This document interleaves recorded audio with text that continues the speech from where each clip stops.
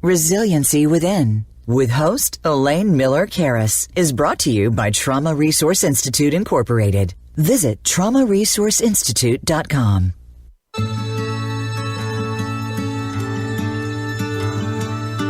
Welcome to Resiliency Within, featuring your host, Elaine Miller-Karas. In unprecedented times, our beliefs and well-being are put to the test. When we take the things we've learned in life and look at challenges in a whole new way, we learn to develop resiliency, which can then be used to promote healing and personal strength. Now, here is Elaine Miller-Karas.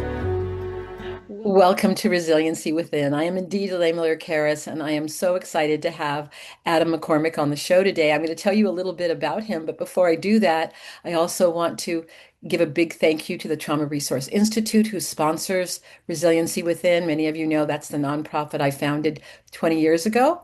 I'm also wanting to let people know this is aired in 2026, and we are having our first international conference in Claremont, California, October 2nd through 4th. And if you go to the Trauma Resource Institute website, you could register. It's hybrid, so even if you live far away, you can attend. And we also have an in-person option where we'll get to meet people in person. So that, again, is traumaresourceinstitute.com. So today I have Adam McCormick. I want to say a little bit about him and what we're going to be talking about today. So today's program is entitled The Unfinished Business of Childhood Healing Through Understanding. And we're going to talk about his book. But let me tell you a little bit about him. He has his PhD. He's a master's in social work. He's a professor of social work at St. Edward's University, a nationally recognized speaker. I've already told you about the book that he's authored, and he has more than 25 years of experience in child welfare, in many aspects of, juvenile justice and trauma-informed practice. So his work explores how childhood experiences and survival adaptations continue to shape our relationships, professional identities, and emotional well-being throughout adulthood. He has delivered hundreds of keynote presentations, too many to mention. He's received many awards, including the 2026 Minnie Stevens Piper Professor Award, Texas' highest honor for university teaching. Well, congratulations on that, Adam. That must have been quite a thing when you heard you were getting that award. Yeah, thank you so much, Elaine. Yeah, it was really exciting. I had to make sure my colleagues weren't playing a prank on me, You but just go, okay, this is not one of those things you hear that celebrities do with each other, right? When you didn't really right. win. But so today we're going to be talking about something that I think is so important. And the question is, why do so many of us struggle with people pleasing, perfectionism, difficulty setting boundaries, or feeling responsible for everyone else's well-being? What if these patterns are not flaws, but survival adaptations shaped by our earliest relationships? And boy, is that the truth, right? Especially if you decide to become a social worker, that this could be part of the fabric of that. So, as we're getting started today, what's on your mind as we're starting? Well, I love that question. Right now I'm really excited. I'm joining you. I just peeked in. We have our freshman orientation, so we've got a brand new big group of students who came in. I had the opportunity to kind of peek in and say hello like I do every year. It's always a time of optimism and hope and excitement. This year it was especially nice because my son is a freshman in our incoming class. Oh So my yeah, gosh, yeah. So how I got to see him wonderful. out in the audience. Today. So I'm feeling really hopeful, really optimistic, really energized by the young students that are just coming onto campus. Well, I'm feeling honored that you're here with me today, being that that's such a pivotal moment in your life with your son starting his freshman year in college. So congratulations on that. Thank you so much, Elaine. I appreciate it. Well, so let me go to the first question I have for you. And you use the phrase the unfinished business of childhood. So what do you mean by that? And how can experiences from childhood continue to shape us decades later, even when we believe we've moved beyond them? Yeah.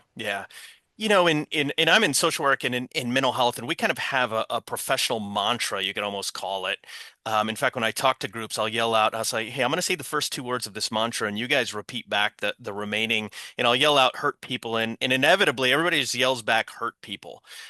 Which as somebody who has worked in child trauma for his entire life, that can certainly be the case. Hurt people, especially the wounds of childhood, can grow and manifest and turn into relational patterns and adaptations and stories and a whole host of things that can cause us to hurt others in relationships. But what I've come to learn is hurt people, especially the who experienced wounds in childhood, are far more likely to develop a set of stories and adaptations and commitments that are deeply rooted in helping people. And the reality is that we don't understand that in the same way. We don't have models and frameworks and understanding of that trajectory. How is it that somebody who experiences the wounds of trauma, both the big T trauma, but also emotional, relational trauma, complex trauma, systemic and structural experiences of trauma, how, how do those wounds in the ways that young people adapt to those wounds, how does that grow up with them? And where do we see that in terms of how they kind of help people? And so I set out a couple years ago to better kind of understand that trajectory. Well, and I say as you're talking about that, I think it's such an important thing to look at as helpers. And it's so coincidentally, I had a conversation today. We have a model called the Community Resiliency Model. And it's a teacher training program. And I used to teach them all, but now I can't teach them all. So like you, I went in for an hour, welcomed them to our community and talked to them. And one of the first questions to me was, well, Lane, what was it about your experience of life that you created this model? It's so helpful for us that are out in the field. And this was a pastor from rural Georgia.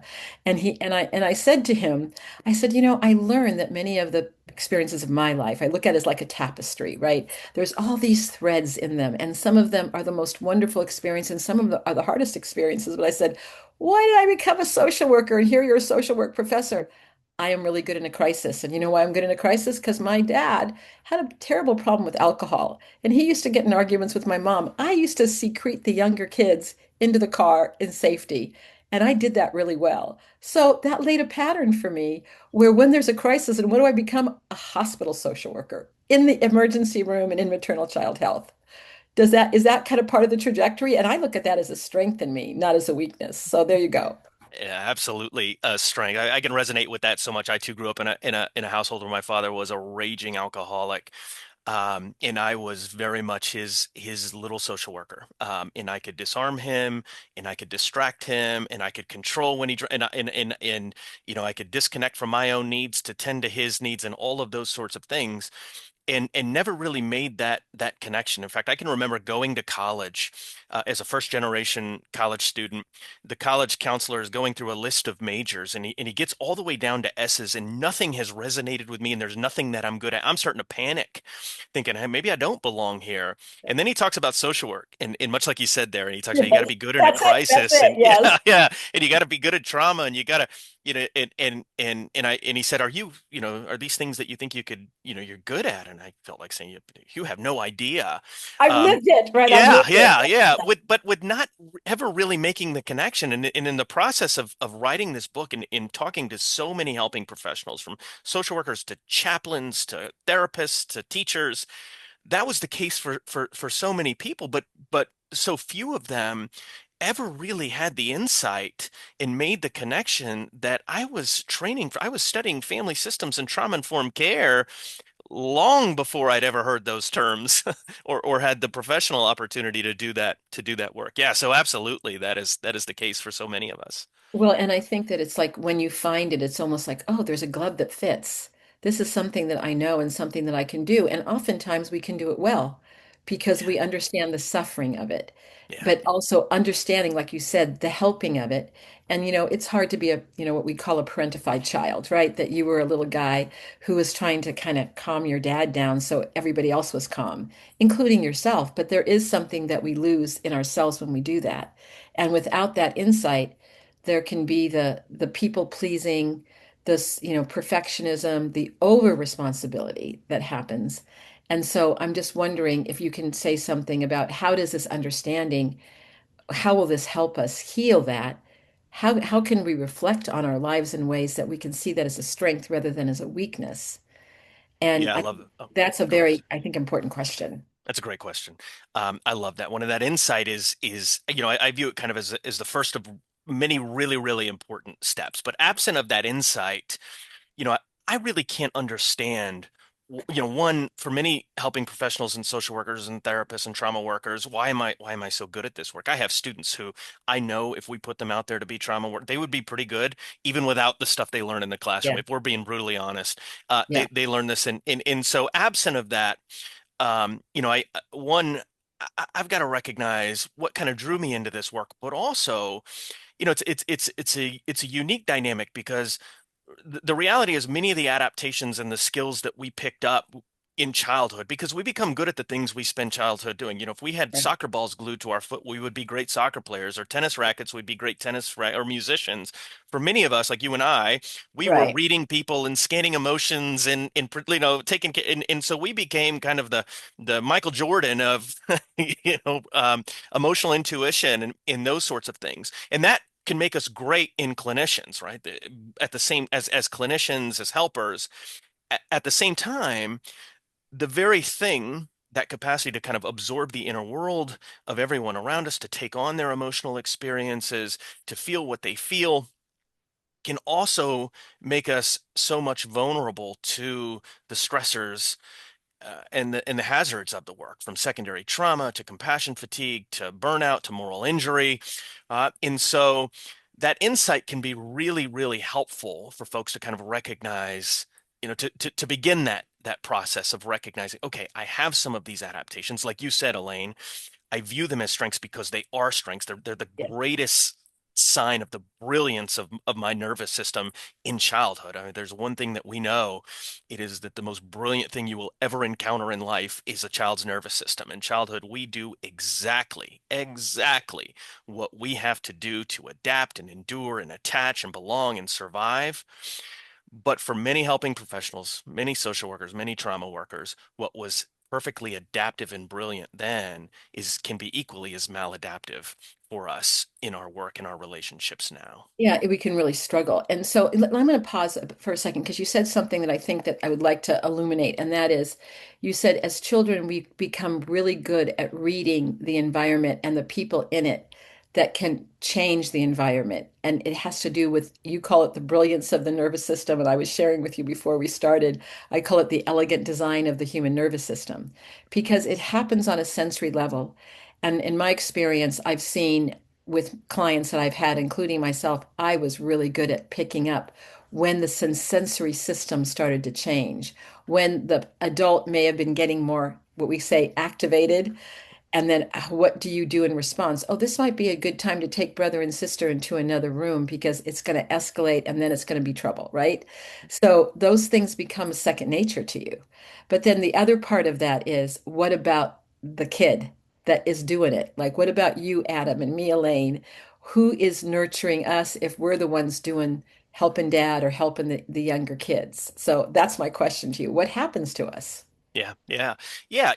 In childhood, one of the most fundamental things that we have to have happen for us is we have to have a caretaker who recognizes what it is that we need, right? If a child is stressed or overwhelmed, we have to have somebody who recognizes, hey, Adam or Elaine is really little Adam and little Elaine. They're stressed right now. They're overwhelmed. They need to be calm. They need to be soothed. If they're scared, they need to be comforted. And if they're tired, they need some rest. And absent of that, that is a fundamental thing that has to kind of happen for us in childhood. And if we don't have that, those authentic needs are a huge part of our authentic self, much like our authentic Well, emotions. so can I ask you, I always say you don't have to answer, but was there someone in your childhood that could do that for you, that could soothe you, that could comfort you, in relationship to what was happening with your dad's Yeah, I mean, I had the good disease? fortune. I think my mom, despite dealing with a very toxic relationship and a lot of stressors and poverty and that sort of stuff,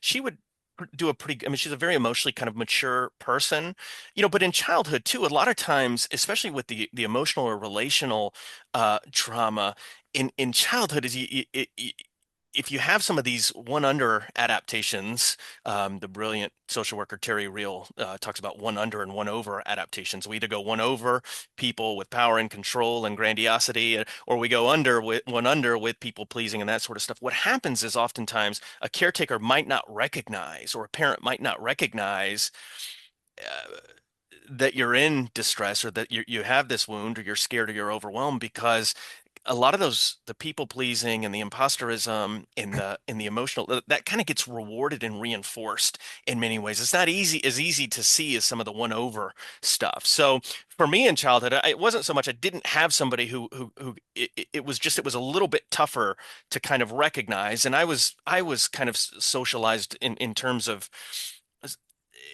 in such a way that I didn't want to overwhelm my mom. She was already dealing with a lot of stress.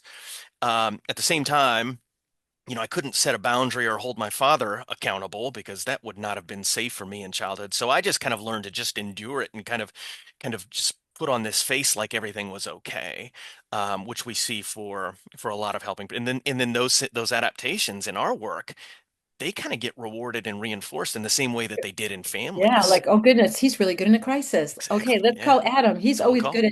at de-escalating people that are overwrought, right? Yeah. Yes. Absolutely. Yeah. Yeah. And nobody really there, not out of bad intentions, but along the way, no supervisors who or mentors who said, why? Why do you overfunction in these ways? Why are you so good in a crisis? Why is it that you're constantly outworking your clients? Why is it that you can't share a healthy no when there's one screaming to be said? Because for many of them, they don't have the insight or haven't done the work to recognize why they struggle to do many of the same things. So it just kind of perpetuates that. Exactly. And I think one of the things, and that's one of the reasons that I really loved when the trauma informed all the buzz about, okay, what does that mean? Well, what happened to you rather than what's wrong with you? And that question becomes very important when we're talking about any profession.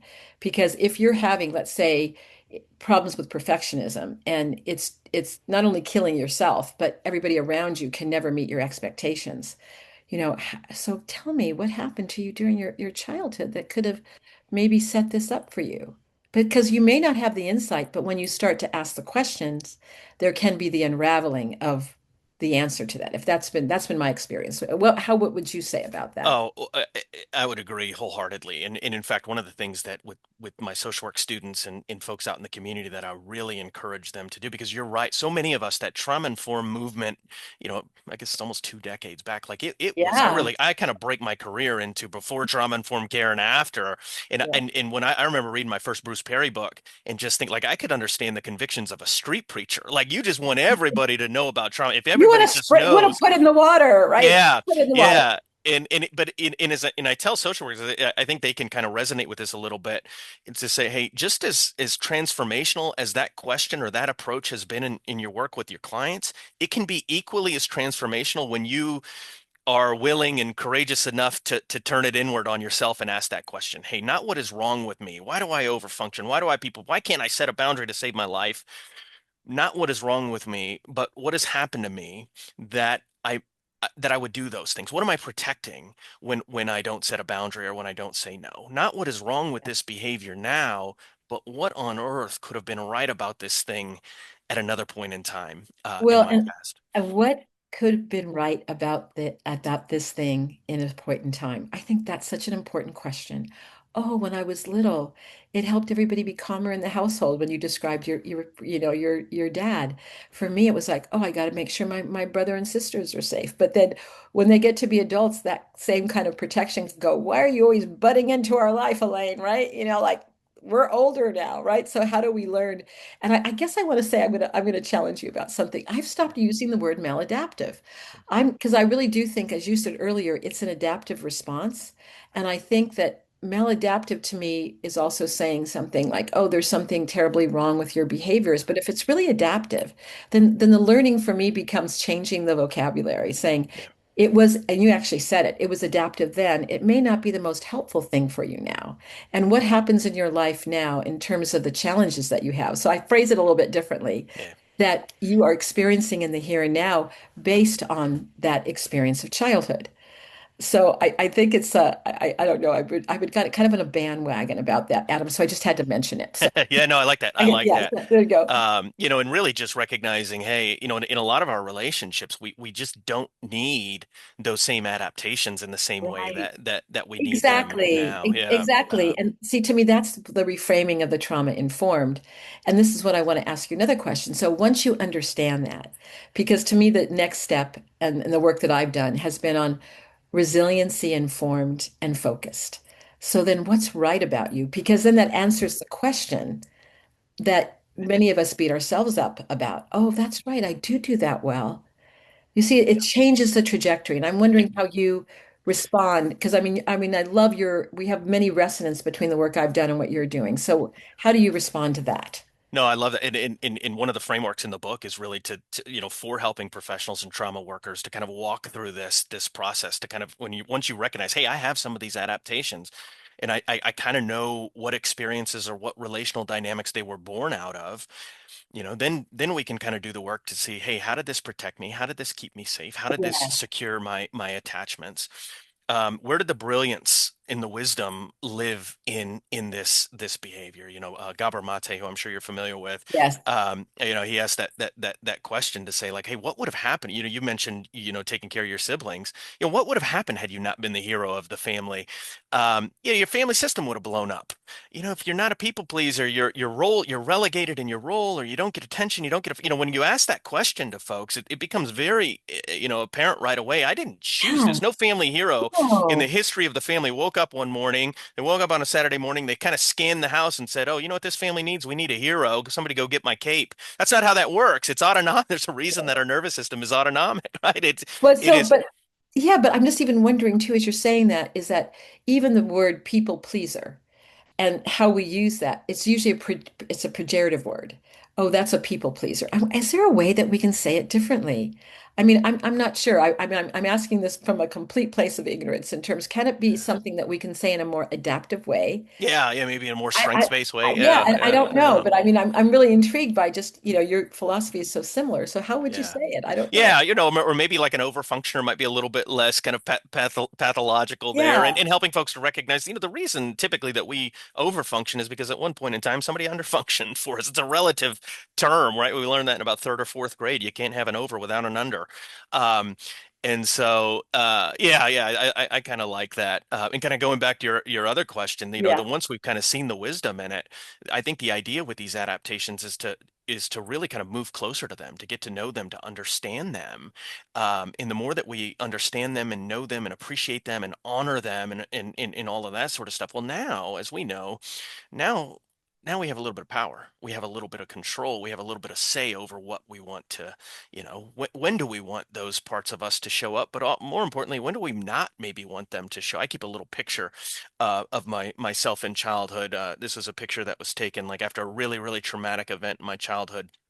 And I'll kind of look at that picture and I'll say, hey, you know what? I don't need this small, adaptive, scared, overwhelmed.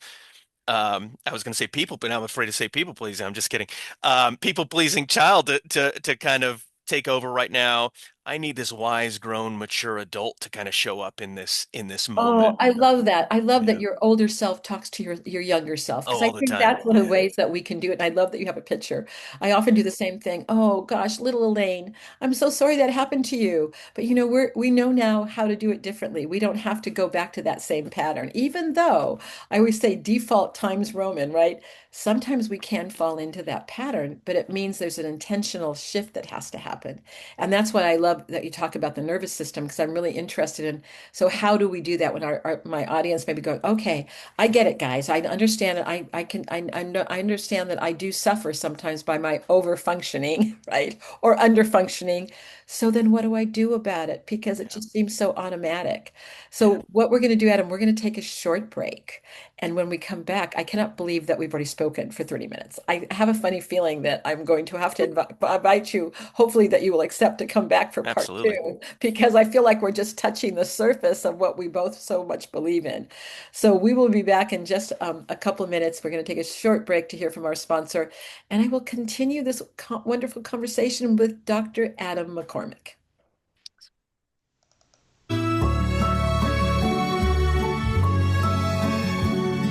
This is Resiliency Within with Elaine Miller-Karas. To reach the show, you may send an email to elaine@resiliencywithin.com. Now, back to this week's show.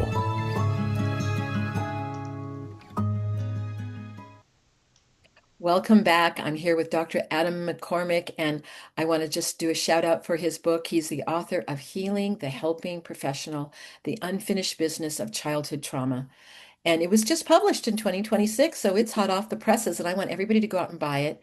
And so maybe say, well, I don't know, I'm not a helping professional. I bet you have one in your family, so it might be a good gift, right, my Adam? Could it be a good gift? I know Great gift. Yeah, that's a I'm great talking idea. to the author, but I want everybody to go out and get it.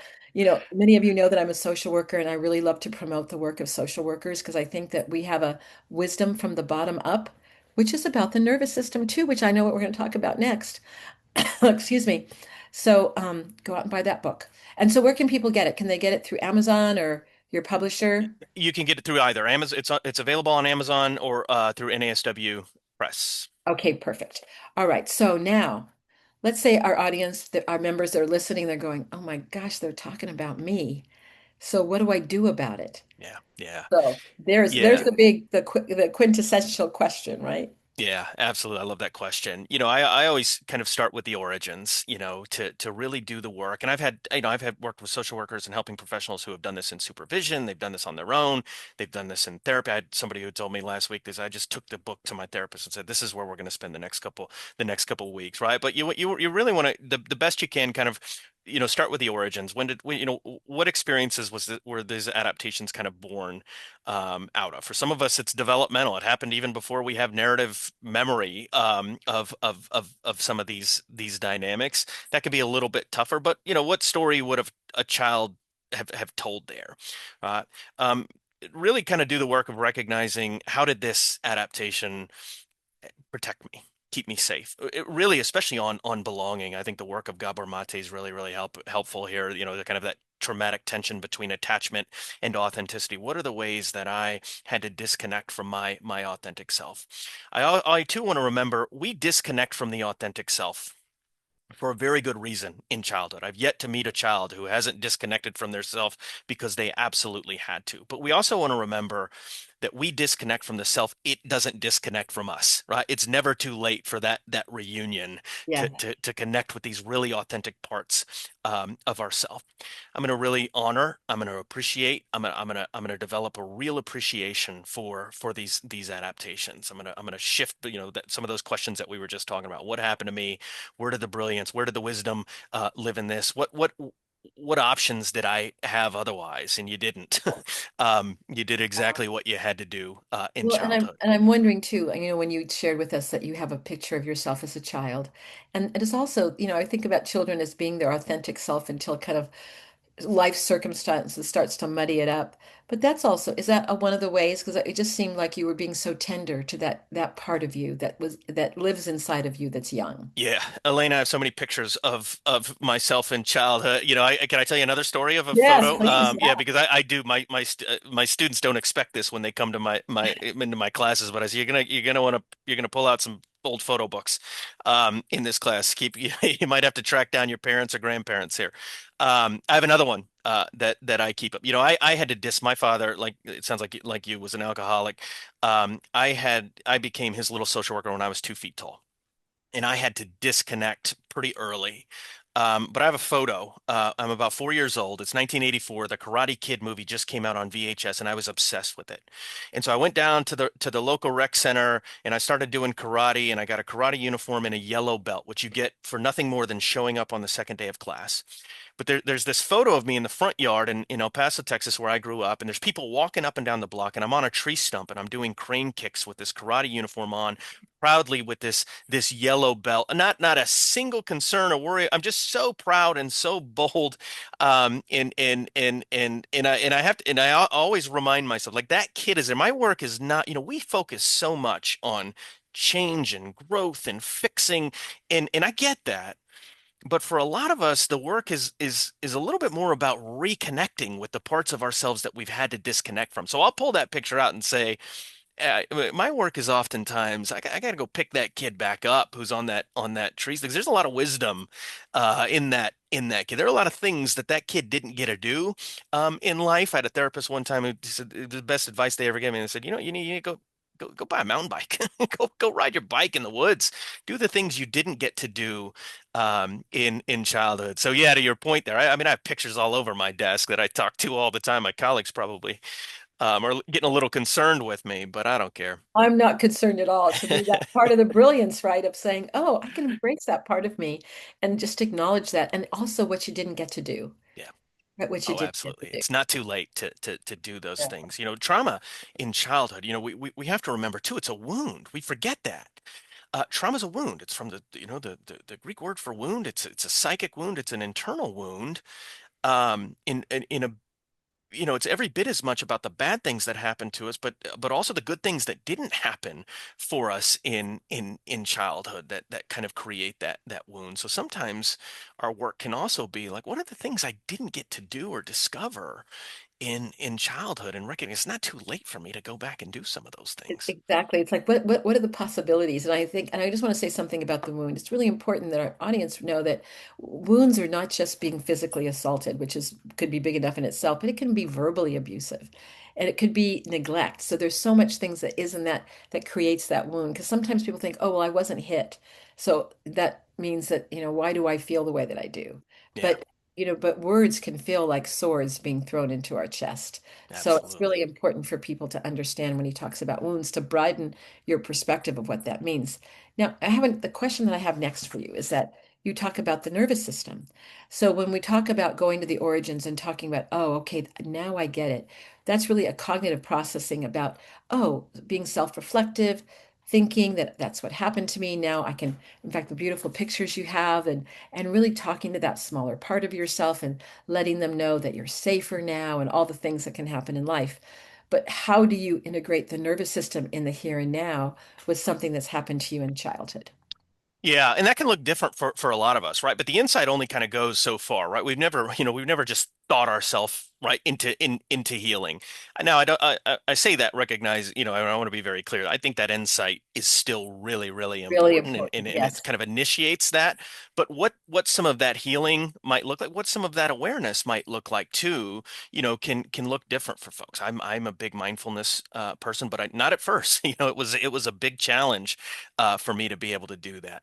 For some of us, it could be play, it could be exercise. We also too want to recognize, that our nervous systems, and I think a lot of times for adult survivors of trauma, especially those who are doing helping work, we forget that our nervous systems are made for co-regulation. Self-regulation is wonderful.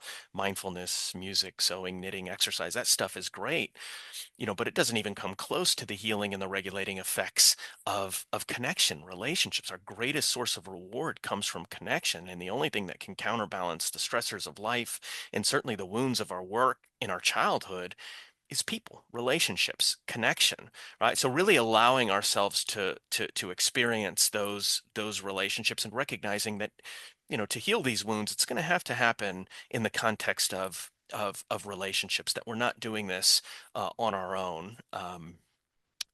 And so, yeah, what that kind of looks like for us, whether it's body work, mindfulness meditation, play and adventure, uh, that could look different for all of us. Yeah. And I think that one of the things that I think is so important is that you pay attention to your nervous system. That what is it that quiets it to be able to discern the difference between, oh, sensations of distress and sensations of well-being. That's kind of the core of my work. And that is that when you can sense those sensations of distress, it could be someone that looked like my dad or someone who's drunk, and all of a sudden I'm going, oh, I'm back to being 10 now. And so, but that's a quick kind of trip that happens very quickly, but it's really triggered by a nervous system reaction. So then it becomes at that moment, well, I could be sitting in a restaurant or something, what do we do?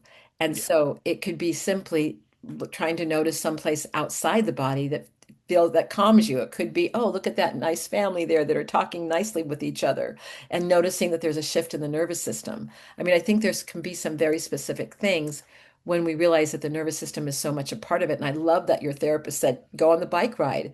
You're moving the body. Yep. Moving the body, when we move the large muscles of our arms and our legs, folks, we know that that's something that can downregulate a nervous system that's in hyperarousal and upregulate somebody that's in hypoarousal. So, what a perfect thing to it suggest to you. And that made a big difference for your life, it sounds like. Oh, absolutely. Yeah, absolutely. In fact, there was a couple of years back, there was had to email my class. I was going to be late. I was climbing trees. I was playing out in the woods and kind of lost track of time. And I had to email them and say, "Hey guys, I was climbing trees. I'm going to be 5 minutes late to club." By the time I got to campus, this email had spread all the way. It was viral across campus, like, and I kind of explained to them, "Hey, I was out playing and I was having a little bit of adventure," and kind of explained to them that these weren't experiences that I had in childhood. Now, I didn't want to, make an excuse for being 5 minutes late to class, but and I want to say something else there that you talk about the triggers, and one thing that came up over and over and over, especially with the helping professionals, was that their work can just be a minefield, and for so many folks, the past was just so frequently becoming the present. I mean, social work especially, boy, it'll take your childhood, wrap it up real nice and neat, put a bow on it, deliver it to your doorstep every single morning. Can I tell you one more story Oh, here? of course, you can tell. Yeah. Yes, please. Yeah, I can remember, when I was a child welfare worker, and in my beat, it sounds like very much like you, was like the most traumatized kids and families in the system. I was just, you talk about gravitating towards the most familiar dynamics of childhood. Um, Scared animals return home. And I was a big advocate for parents in the system, always recognizing that their struggles to be parents and their addiction or codependency or whatever it was always rooted in their own childhood, with zero acknowledgement of that within the system. So I became a big advocate for parents, but there was one father in particular that I just wasn't, and where I would usually be very mindful of their own trauma in childhood and recognize how much they loved their kids. With him, I really had more of a tendency to kind of pathologize his behavior and do the things that, as a social worker, we really can't be doing. It could be really, really harmful. And for no good reason. He loved his kid every bit as much as any other parent. He had just as traumatic of a childhood as all the other parents that I work with. It was clearly all on me. I didn't recognize that at the time. But he and I actually got into an elevator for a meeting at CPS. Uh, and as the elevator closed, I could feel my jaw start to clench up, and I could physically feel myself getting irritable. And I kind of look over, and in the front shirt of his pocket is a brand of cigarettes, a rare brand of cigarettes, but it's the exact same brand of cigarettes that my father used to smoke. Oh my gosh. So kind of looking back at that, my response to him, which could have been very problematic because I wasn't being as trauma informed and compassionate and curious and all the things that we know we have to be as social workers, the past had become, this had nothing to do with him and everything to do with me. And one of the things we have to do as helping professionals is recognize, have a little bit of insight into, hey, when am I being triggered here? When are the moments from my past kind of aligning with the moments in my present, so that I can recognize this is one of those moments where, I got to take really good care of myself. Well, because it can cloud our judgment and it can go the other way. Like my father ended up getting into recovery at the end of his life. I mean, he was really like a holy man when he died. I mean, he had done so much work and made his amends to us. And so when I was working as a social worker, I found that I would do this thing about believing. Well, first of all, I still believe that everybody has the possibility of recovery. But sometimes I didn't see, and I remember one case where I just completely missed that a mom was using again. There were all these signs because I believed in her recovery more than she did. And that was my failing, I can say, but it was a challenge in the another way, just like you saw the pack of cigarettes, right? I saw all the possibility for her recovery, and I missed some very important things that could have been dangerous to her children. Fortunately, I was had guidance from others that helped me get out of that situation in terms of doing the right thing. But I think is that what you're talking about? Oh, absolutely. In Yeah. in in in fact, when I kind of look back on my career as a social, I think most of the moments where I wish I could just go back and do things a little bit different too, it was almost always moments where my own stuff kind of, especially my adaptation. I grew up as just somebody who was, my entire identity was rooted in, you know, putting out conflict. And as a social worker, one thing that I, especially, when it comes to justice and it's in injustice, sometimes what our clients need from us is to speak up and to stand up with them and to call stuff out. And there were so many moments where I was just really trying to meet in the middle and which could be a great skill in the right context in the right moment, but if somebody had, there's clear injustice or somebody is being wrong, that's not what our client, they need me to be a fighter for them. An And I advocate for wasn't. them, yeah. Yeah. And I wasn't at times. I wanted everybody to come together. And those were those moments where it was just like, I don't, yeah, that childhood stuff was not making me the social worker that I needed to be. So I have a question about a book because I haven't had a chance to read it yet. But so are there strategies in the book? Here I am, a helping professional. I'm definitely facing, let's say, some of the struggles that we're talking about today. Are there different ways that you are giving guidance in the book of like doing an inventory, for example, of the strengths we had as childhood? Can you let us know a little bit about some of the Yeah. kinds of strategies of helping? Yeah, absolutely. And when I wrote the book, and I was so fortunate to have an editor who caught the vision from the very start, I wanted practical stuff. So I think there's over 45 or 50 different exercises, inventory, stuff like that. Very tangible, hands-on stuff that a helping professional can kind of do on the fly. There's also, I think, 6 or 7 different kind of intervention frameworks. Here are some steps that I can take, some tangible things that I could recognize. One of them is the stories that we live by. How do I recognize the scripts that I live by as a child and how those scripts and stories are still kind of showing up in my life today? How am I still getting control and belonging from some of these adaptations in ways that I did as a child? So yeah, absolutely. There's supervision models in there as well. So if I'm a supervisor, I can use this with some of my supervisees or some of my students so that we can have some of the conversations that many helping professionals are really hungry for, but that they simply aren't getting in their professional training or educational training. And so, can you give us an example of one? So that might be helpful for us, like one that's easy to explain to, let's say, here I am, please, Adam, help me. I first of all, have I been, trying for perfection sometimes in my life? Absolutely. I mean, all those traits that you showed, I Yeah. mean, were you talking about my life? Yeah, So, yeah, you bet. so Yeah, I'm yeah, coming to talk to you and said, please, Adam, help me. How yeah. can I disconnect from some of them? I'll give you the easiest one here.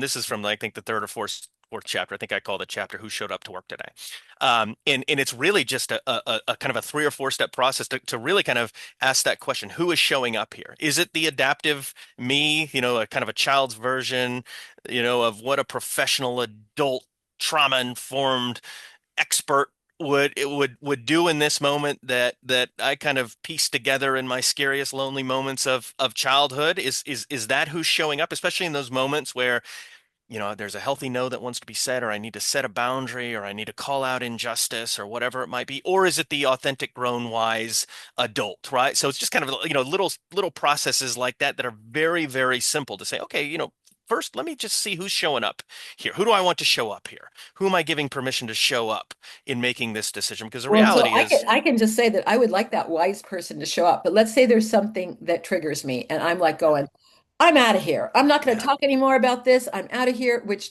is a flight response, yeah, which is very similar to what I wanted to do but couldn't do when I was a kid. I wanted to get yeah, the heck out of that yeah, household and not be there, but I had to help people, so I couldn't do it. yeah. So then I'm now as an adult in a completely different framework. It's getting heated. I can feel the nervous system start to jack up. Yeah. I'm out of here. Yeah. All sorts of activities in there for kind of Yes. for kind of regulate, and even some that are helpful, with the insight to recognize, we use that term dysregulation a lot, but the reality for a lot of us, we're absolutely perfectly regulated for the environments that we wired for. And so like you kind of where you talked about, hey, I have trouble with that word Yeah, maladaptive. maladaptive, Mine right. is dysregulated because I've worked in the foster care system for 25 years, and I always have to remind folks that kids in this system, they are perfectly regulated for the worlds that they wired for, And I right? see, I It's love hardly that. dysregulated. That's Yeah, taking that term and reframing it for yeah. what's really real, because then it's not pejorative and it doesn't shame children. Yeah, yeah, yeah, yeah. Love And so that. we have a lot of activities on Yeah. where you kind of go from there. A lot of activities too around kind of what world did I wire for? If we gravitate towards what is most familiar and recognizable, it's really helpful for us to know, oh, wait a second. I have a job that is constant chaos and trauma and one-sided relationships and all that sort of stuff.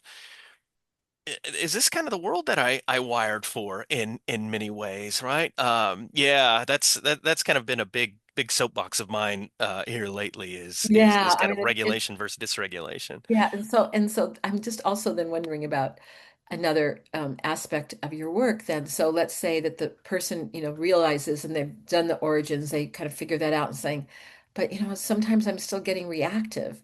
So what do I do in the moment when that, like my reaction of like, I'm out of here? Is there any guidance on what to do in those cases? Yeah, yeah. I mean, and again, this could look different for a lot of us, right? So for some of us, it could be some basic mindfulness. We talk about matching demand with our clients. We also have to match demand for ourselves. And a lot of times, I think we think that the strategies that we need are more higher order, when reality, what we need most, if we're I don't want to say dysregulated, but we're overwhelmed or we're stressed or we're triggered in some sort of way. What we need most is the simple stuff, right? Rhythm is very regulating for us. I might just need to go for a walk.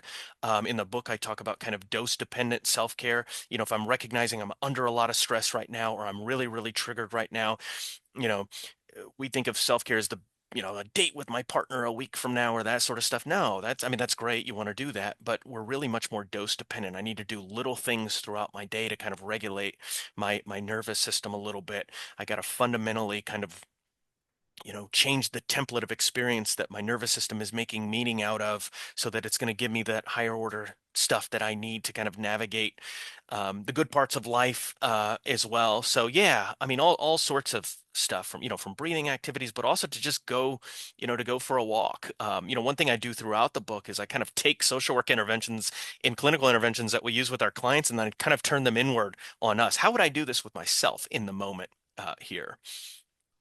And isn't it, what does they say, physician heal thyself? I think that's so true. If we don't know those patterns, then we are just setting ourselves up for the vicarious trauma and Yeah.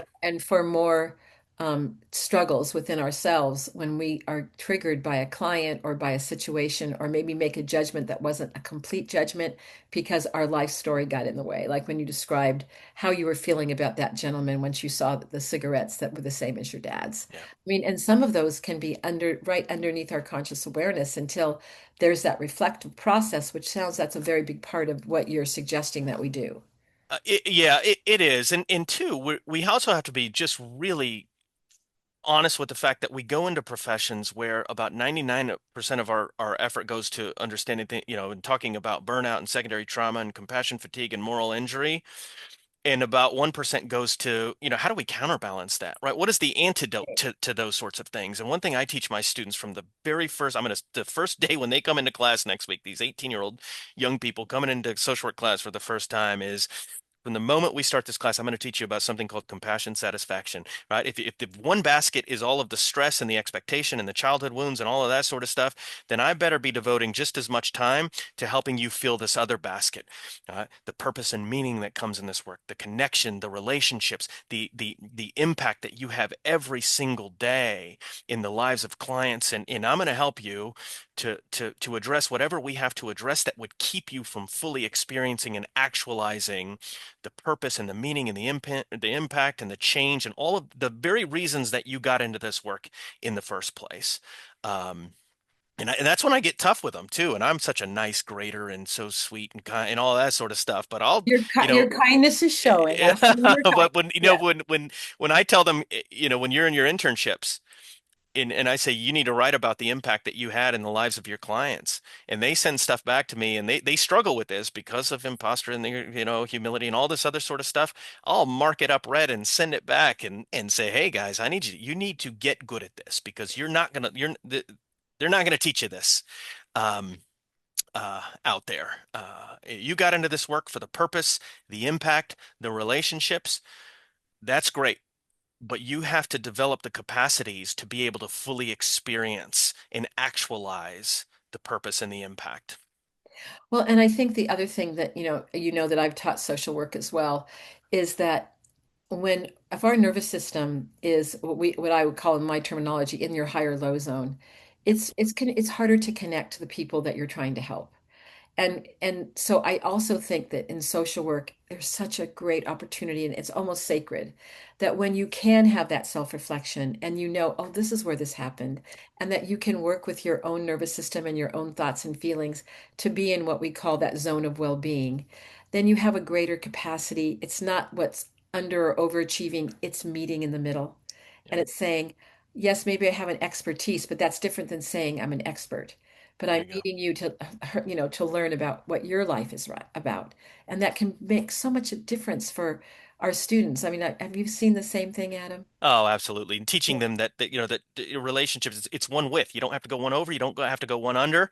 It's one width. I tell my students all the time, the greatest gift that you can give your clients, and I get it, our adaptive parts make us good social workers in many ways, Yeah. but the greatest gift that you can give your clients is the gift of healing and authenticity. It Yeah. makes you so much better as a social worker, and that's not to minimize, like I said, how I tell people all the time, your adaptive social workers have done one heck of a job out there, but just imagine what your authentic social worker Well, can do. and when you're talking about the importance of relationship, your ability to humanly connect to that person may be the first person they've encountered that they can feel there's an element of trust. And I cannot believe we only have a few minutes left.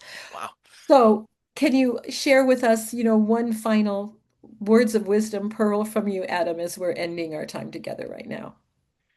Yeah, I would kind of go back to, for those of us who are kind of listening to this and thinking, I feel like it's too late, right? Or I feel like that it's, we leave our adaptive self in an act of brilliance, in a strategy of brilliance. It's never too late for us to do that work. And whether it's our partners, our kids, our friends, our clients, truly the greatest gift that we can give to them is the gift of healing and authenticity. So I would just encourage, viewers and listeners to really give themselves permission to try that. And sometimes just trying it out a little, a little small too, Little because it's small step. risky. It can be scary. As much as we cling to what is familiar, we run as fast and as far away from what is new and novel. So little steps can go a really, really long way.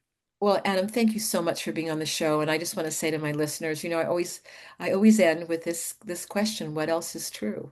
And I think that Adam has laid out a really beautiful framework, a mapping of what else is true. And I'm going back to that little boy that's sitting on your desk and how you embrace him as an adult. And if we all embraced those little ones that live inside of us, I think that authentic self would be so apparent to you.